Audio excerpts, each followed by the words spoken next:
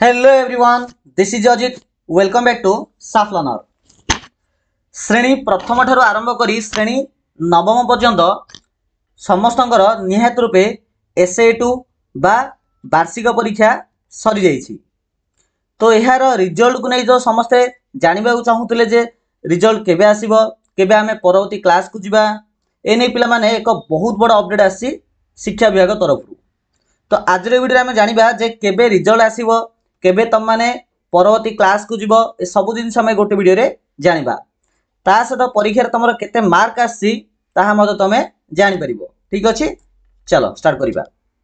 हां, ता पूर्व पिला माने गोटे कथा कहि रखियो चाहूची जे आम चैनल रे अति शीघ्र श्रेणी षष्ठ रु आरंभ करी श्रेणी दशम पर्यंत समस्त पिला मानकर पई आ समस्त सब्जेक्ट आमे क्लास करिबा। श्रेणी 6 रु श्रेणी 10th। ठीक अच्छे, अति शीघ्र से ने एक अपडेट आसीबो, तो समस्त चैनल सहित जोड़ी रुओ। देख पिले 2 रु एठारे 2 रो अर्थ होउची एप्रिल 2, 2 रो अर्थ होउची एप्रिल 2। एप्रिल 2 तारिख रु नुआ श्रेणी रे पढ़िबे पिला, अर्थात जो माने वर्तमान श्रेणी नवम रे पढुचंदी से माने एप्रिल 2 तारिख परठू श्रेणी दशम को जिबे, अष्टम पिला नवम को आसीबे, सप्तम पिला अष्टम को जिबे, षष्ठ पिला सप्तम को आसीबे, एही हिसाब रे चल जीवो। ठीक अच्छे, ता सहित पिला माने मन रख जो माने श्रेणी 1 रे जॉइन करिया पई चाहूछन पिला मानन ताहा मध्ये एप्रिल 2 तारिख परडू आरंभ होई जिवो। तो एप्रिल 2 रु आरंभ हबो नुआ शिक्षा वर्ष। एथि सह समेटिव असेसमेंट बा SA2 जो SA2 जाको हमें वार्षिक परीक्षा बोली कहूचे ताहार रिजल्ट मध्ये प्रकाश करा जिवो। पाठपढ़ा सह नामलेखा मध्ये जार रहिबो। एनै गुरुवार ओडिशा विद्यालय शिक्षा कार्यक्रम बा ओसेपा तरफरु समस्त जिला शिक्षाधिकारी को चिठी करा जाइछि। प्रथम रु नवम श्रेणी छात्रछात्री summative assessment two result April 2 रे प्रकाश करने को निर्देश दी जाइछि।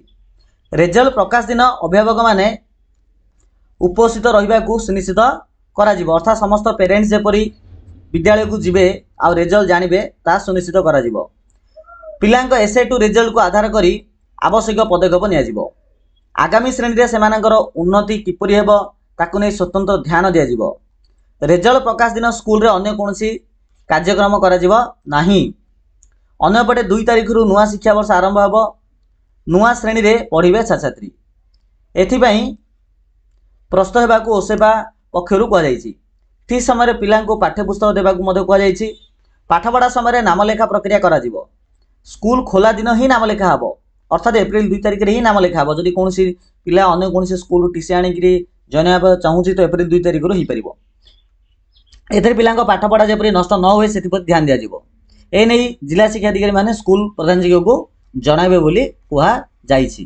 ठीक अछि, तो यह थिला एक अपडेट जहा कि आमे ए वीडियो माध्यम रे जानिले। तो समस्ते एहा को नै सेट हे जिवे आ परवर्ती क्लास पई निजो निजे मानसिक रूपे प्रस्तुत हेबे आ पाठपढ़ा पई रेडी हेबे। ठीक अछि, तो चलंतु वीडियो को एठे एंड करिबा। समस्त को थैंक यू सो मच।